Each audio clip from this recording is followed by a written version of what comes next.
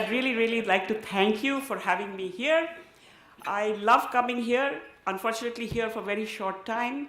Many reasons for really liking to come here. We drove from the friends I'm staying with here, and I almost got a headache. The air is so clean. I live in Delhi. My hometown is Patna. Both are known among the top worst polluted cities in the country. But I think you are blessed to live here, and we are blessed to be connected to you.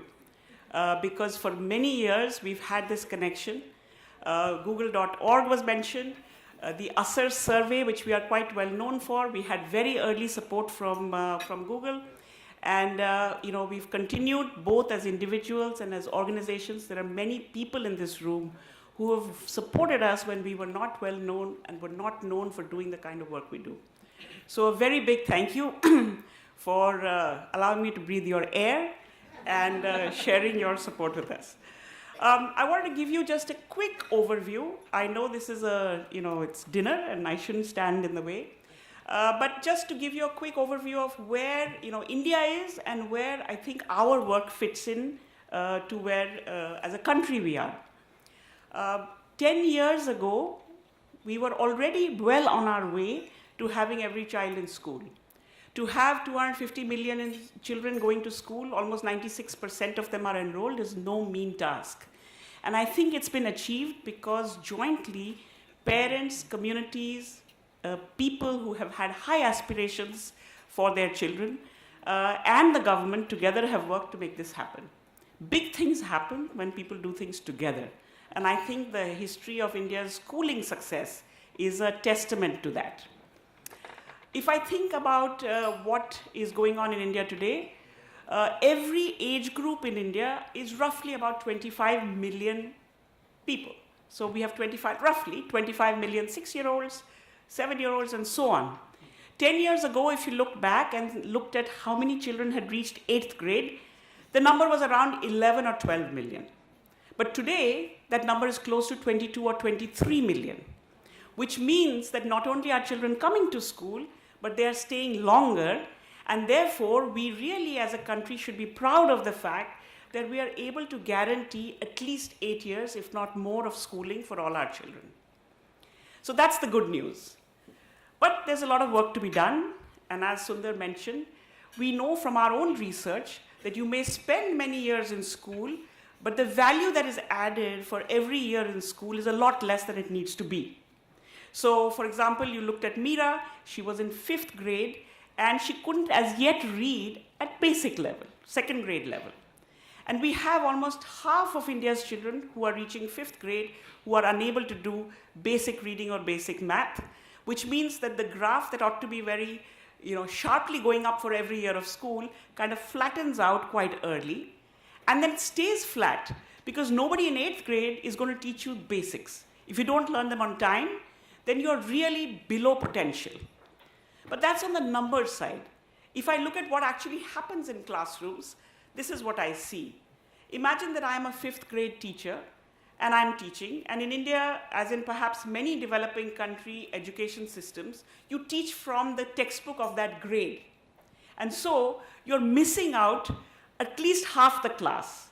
And if you're missing out a half the class, that part of the class, which is half or more, becomes disinterested in what is going on, and therefore slowly the engagement to school goes down. Teachers are much maligned in many countries. I'm very sympathetic to teachers. Both my parents were teachers. I've taught as well, but that not only because of that, but we have a lot of experience of teachers who do work hard. But if you're working hard and not seeing progress, then you get discouraged. And finally, there are parents who often have not been to school themselves, who see that what they expected for their children is not happening. And so their parents are disappointed. And in many ways, I think that we are in this, what economist at Harvard, Land Pritchett, calls a big stuck. Discouraged, disappointed, and disinterested. And you have to do something to break out of this, because we have a large young population that has to meet its potential if we want our country to grow. And so looking at this problem, I think we have worked quite hard, iterated many different versions of what we do, and today we are at a place where any Pratham person and most Pratham people are not like me, they're young and they're much more energetic, can take a group of kids and in 30 or 40 days ensure that at least the basics are in place. We do this ourselves, we do this with governments, and you'll hear a bit more about that from Vajinder. But I think this is a problem that is actually yesterday's problem. And we are quite busy today trying to solve it. But we need to move ahead, and therefore the acceleration is really important. I want to then move to a problem that we think of as either today or tomorrow's, which is once you've reached that basic level, what do you do after that? There's, of course, a whole school system, and our school system in India is very academically oriented. But I think there's a whole wide world out there that also needs to be explored. And with the help of a lot of people, including Google, including Sarvamangal Trust, which is a family trust in LA, we've been able to start playing with what technology and children and learning and what that combination can do. And I have to say, it's been a very interesting experience. One of the founders of Pratham, Madhav Chavan, decided to step off or step up, I'm not sure what the right word is, because he has now devoted his full time to really looking at what this whole combination can be and what can technology do. And the rest of us who are still dealing with children in the old-fashioned way are very jealous because we see him having all the fun. And we're going to try and do something today, and let's see if that works out. But I wanted to say that with this playing with technology, we've learned some very important lessons, and some of it is unlearning what we knew before. It's at the beginning of our journey, and so let's see how far we go.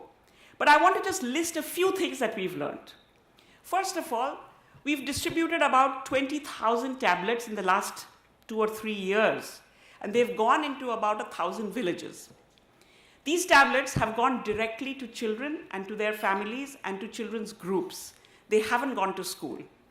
Partly not because we don't think school is important, but because we think school gets quite structured and gets quite academic, and that the world out there is far more exciting than often presented in textbooks. So you want to keep children free to be able to explore what is out there. At the beginning, a lot of people warned us saying the tablets will get resold and there will be all kinds of corruption. And lo and behold, when we calculate what we have today, we find that less than 2%, forget about being lost or stolen. That doesn't happen if you respect children and you give them the responsibility. Hardly 2% even gets damaged. People keep it very carefully. I was in a village in UP, and I went into a child's house, and I saw, we always have in most Indian homes where gourds are kept, and the tablet was kept there. And in the morning, every gourd is given what we call a tika, which is, I don't know how to explain it in English, some kind of a blessing, and the tablet got it as well. And therefore, there's no chance of this being lost or stolen, because it's, almost there like God. I don't know of how many people in the Bay Area do that, but we certainly do that to technology. And so we learned that you trust people, and your trust is repaid in more than, full measure. The second thing we did is, and we believe that this is important, not just with technology, but for the tomorrow that we have, is that we need to know how to work in groups. And we need to know how to work in groups with others who are not like us. We need to pick up this habit. Our education system teaches us to be excellent individuals, but doesn't really teach us how to work together in groups. So our tablets are going to children's groups. And these groups are of 4, 5, 6 children. And if we are successful with our technology, we're going to have you actually see some of these children. And this group structure has been very useful because there's a lot of learning that kids do, whether from the technology directly or from each other. The third thing we've learned, and we've learned, it's been very hard. For 20 years, we've been teaching children to actually step away and let them be alone. But if you leave kids alone, they seem to learn a lot more than when we are trying to teach them. We've struggled with teaching English for a long time, and we find that when the kids are left alone with what's on the tablets and with the English stuff, they're actually picking up a lot more. Not only the children, but I was in a village in Maharashtra, and everybody was talking to the children, and one of the mothers came to me and she nudged me, and she said to me in Marathi, I know there are some Marathi speakers here, ki माझ्याशी पण तुम्ही बोला. Why aren't you talking to me? Because she had learned as much English, but nobody was talking to her. And I think these spillovers that happen when you do things in the community are very interesting. And the final thing I think we learned is that technology is the technology we are using is actually a trigger for many more things. There's a two-way process that goes on where children not only look at what's in it, but they also make things. And I think you'll hear from the kids about what they do, that they actually create videos from the cameras that are there, and they've been sending us things from 1,000 villages about what their villages are like. So we've learned that trust is important. We learned that you do things together. Obviously, technology is playing a big role, but then all of this is a trigger for an exploration, which I think children can navigate on their own.